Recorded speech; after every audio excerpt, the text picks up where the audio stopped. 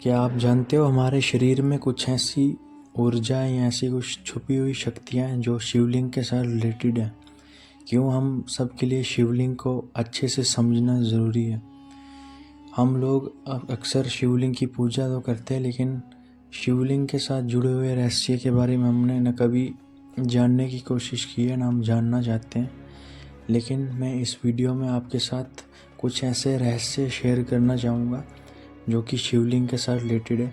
और शिवलिंग में जो भी कुछ छुपा हुआ है वो सब चीज़ें हमारे शरीर के अंदर ही छुपी हुई हैं। जो शिवलिंग को अच्छे से समझ लेगा वो अपने अंदर की छुपी हुई ऊर्जा को भी समझ सकता है। तो इस वीडियो को एंड तक ज़रूर देखिएगा। तो चलो इस वीडियो को शुरू करते हैं। तो सबसे पहले मैं बता दूं आपको, जो शिवलिंग है वो एक ध्यान का प्रतीक है। जो लोग मेडिटेशन करते हैं इसलिए उनका शिवलिंग का समझना बहुत ज़रूरी है। जो शिवलिंग है वो एक ध्यान का प्रतीक है, और शिवलिंग का ऊपर वाला पार्ट जो है वो पुरुष के जन्म इंद्रिय का प्रतीक है, और नीचे वाला स्त्री के जन्म इंद्रिय का प्रतीक। और आपने नोटिस किया होगा हर शिवलिंग पे एक नाग होता है जो कि लिपटा हुआ होता है शिवलिंग के साथ, और ऊपर की ओर खड़े होकर बैठा होता है। तो जो नाग है उस तरह की भी एक ऊर्जा होती है जो कि हमारे शरीर में होती है, जिसे कि हम कुंडलिनी भी कहते हैं कुछ लोग, उस ऊर्जा को, जो कि हमारे बॉडी के नीचे वाले पार्ट्स में होती है। और अभी वो हम खासकर आम लोगों की वो सोई हुई रहती है, मतलब कि एक्टिवेट नहीं है। तो वो हमारे बॉडी के नीचे वाले पार्ट में रहती है, यानी कि हमारे नीचे वाले चक्र में। हमारे शरीर में 7 चक्कर होते हैं: मूलाधार, स्वादिष्ठान, मणिपुर, अनाहत, विशुद्धा, अजना और आज्ञा और सहस्त्रार। तो ये 7 चक्कर जो हैं, इनमें इनके जो हमारी ऊर्जा नीचे वाले पार्ट में होती है वो इन चक्रों से गुजरते हुए सबसे आखिर वाले चक्कर तक जाती है। तो वो जो नाग जो शिवलिंग पे आप देखते हो वो इसी चीज़ का प्रतीक है, यानी कि हमें अपनी सोई हुई ऊर्जा को उस नाग की तरह कैसे ऊपर की ओर लाना है। तो जो शिवलिंग है वो ध्यान का प्रतीक है, यानी कि जब हम ध्यान करते हैं, मेडिटेशन करते हैं, तो वो ऊर्जा ऊपर की ओर बहना स्टार्ट हो सकती है। तो जैसे कि आपने देखा होगा कि जो स्पिरिचुअल लोग हैं, जो जैसे कि कुछ बड़े महान संत लोग, तो उन लोगों की वो ऊर्जा जागृत होती है, जागृत हो चुकी होती है, उनकी कुंडलिनी जागरण हो चुकी होती है। और अध्यात्म के रास्ते पे जो भी चलते हैं तो उनके लिए ये चीज़ ऊर्जा का जागना काफ़ी ज़रूरी होता है, यानी कि शिव के साथ मिलने के लिए इस ऊर्जा का जागना ज़रूरी है। तो आम लोगों का जो भी हम सब आम लोग जो होते हैं, तो हमारी जो ऊर्जा जो है नीचे वाले पार्ट में, हमारे बॉडी के नीचे वाले चक्कर में होती है, और वो ऊर्जा हमारे शरीर से नीचे वाले नीचे की ओर बह रही है। यानी कि नीचे ओर बहने की है सब लोग संभोग यानी कि सेक्स में ज़्यादा रुचि रखते हैं, इंटरेस्ट उसी चीज़ में रहता है, तो हम अपनी ऊर्जा उस चीज़ में वेस्ट करते हैं और नीचे की ओर बहते हैं। तो जो स्पिरिचुअल लोग हैं, यानी कि जो महान संत लोग हैं या जो भी ईश्वर को पाना चाहते हैं, तो अपनी ऊर्जा को यानी कि ऊपर की ओर बहना स्टार्ट करते हैं। तो इसलिए ऊपर की ओर बहना ज़रूरी है, क्योंकि जब हम ऊपर की ओर ऊर्जा अपनी बहना स्टार्ट करते हैं तो हमारी एनर्जी जो कुंडलिनी है तो वो जागरण होना स्टार्ट हो जाती है।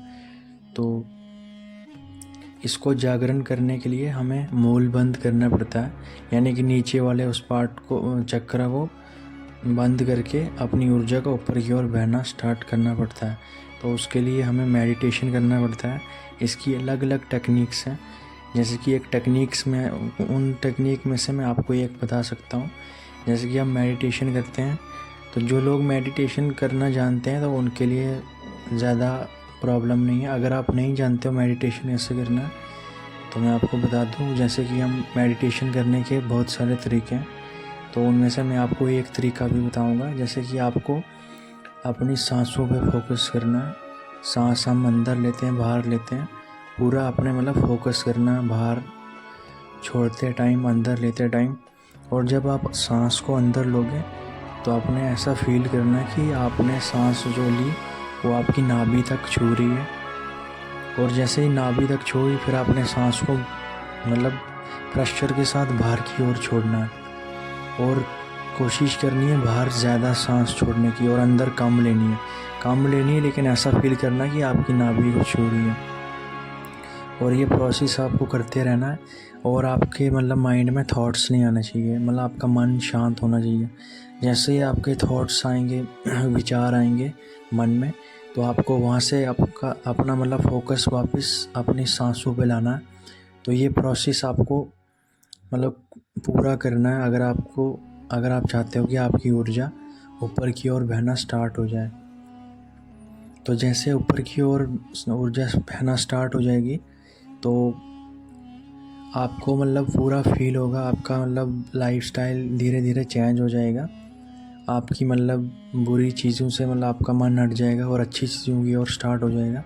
आपकी लाइफ में डिसिप्लिन आ जाएगा और आप हर चीज़ काम पे करना स्टार्ट कर दोगे, और ईश्वर के साथ मतलब भक्ति के रास्ते पे आप चल पड़ोगे। और जैसे आप ये प्रोसेस कंटिन्यू करोगे, आपकी ऊर्जा ऊपर की ओर बहना स्टार्ट होगी। तो मतलब सबसे नीचे वाला जो चक्कर है मूलाधार, उससे मतलब ऊर्जा बह के स्वादिष्टान वाले चक्कर में आएगी, फिर मणिपुर यानी कि नाभि वाले पोर्शन में आ जाएगी आपकी ऊर्जा। और फिर आप ये प्रोसेस कंटिन्यू रखते जाओगे, फिर आपकी नाभि से ऊपर आपके हृदय की तरफ ऊर्जा बह के आ जाएगी, यानी जो आपका अनाहत चक्कर होता है उसमें आ जाएगी। तो जैसे इस चक्कर में आपकी ऊर्जा आ जाती है तो आपका मतलब जो हृदय है वो पूरा प्रेम से भर जाता है। तो आप मतलब लोगों से प्रेम से बात करते हो, मतलब आपका अहंकार ख़त्म हो जाता है, आप हर किसी से प्रेम से बात करते हो। जब तक आपकी ऊर्जा मूलाधार में रहती है तो वो प्रेम मतलब हमारा मन जो होता है वो लस्ट में पड़ा होता है, मतलब संभोग की ओर हमारा दिमाग ज़्यादा रहता है। तो ऊर्जा जैसे मतलब ऊपर हमारे हृदय की तरफ आती है तो हम पूरे प्रेम से भर जाते हैं, मतलब भक्ति में हम पूरे शुद्ध भाव से उतर जाते हैं। तो फिर आप ये प्रोसेस जैसे ही आगे कंटिन्यू रखते जाओगे, आपकी ऊर्जा फिर ऊपर वाले चक्कर में आएगी जिसका नाम है विशुद्धा।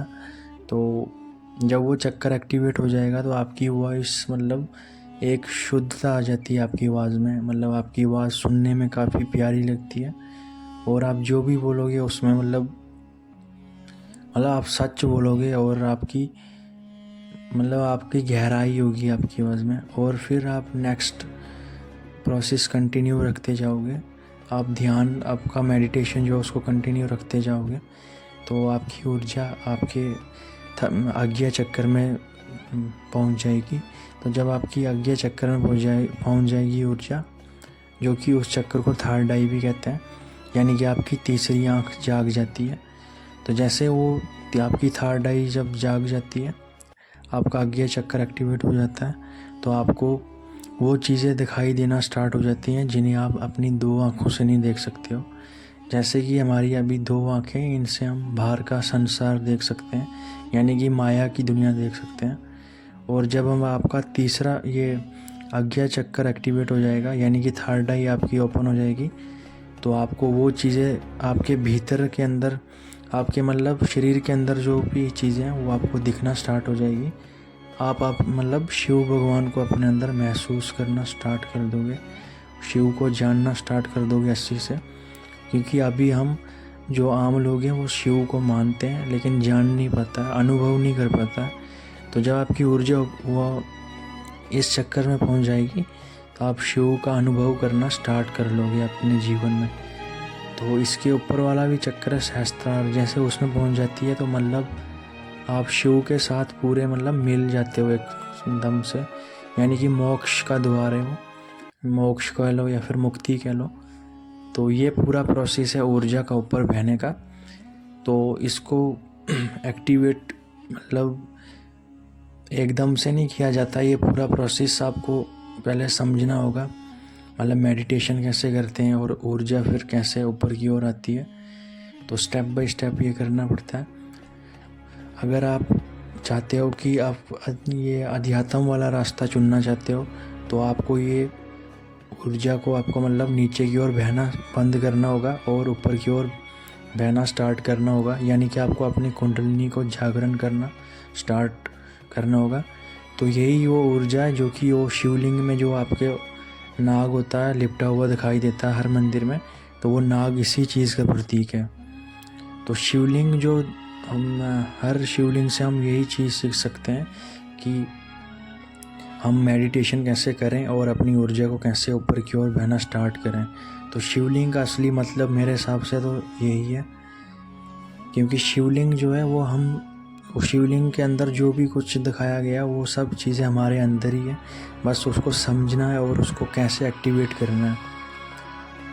तो अगर आपको ये वीडियो अच्छी लगी तो please like, comment, share and channel को सब्सक्राइब कीजिएगा। अगर आप इस तरह की और भी कंटेंट चाहते हैं तो आप कमेंट कीजिएगा। मैं कोशिश करूँगा आपके लिए आपके मनपसंद की वीडियो बनाना। तो इस वीडियो को देखने के लिए थैंक यू सो मच।